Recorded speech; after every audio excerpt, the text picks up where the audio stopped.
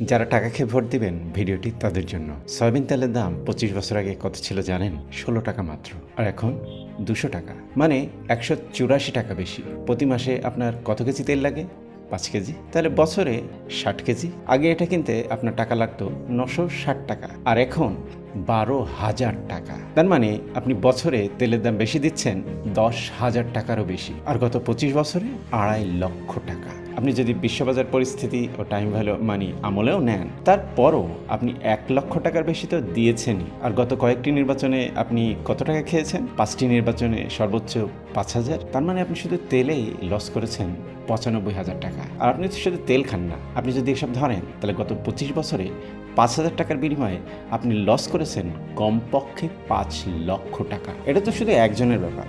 আমার এলাকায় ভোটার সংখ্যা হচ্ছে ৫ লক্ষ। তার মানে দুর্নীতিবাজেরা শুধু আমার এলাকা থেকেই ২৫,০০০ কোটি টাকা লুটে নিয়েছে।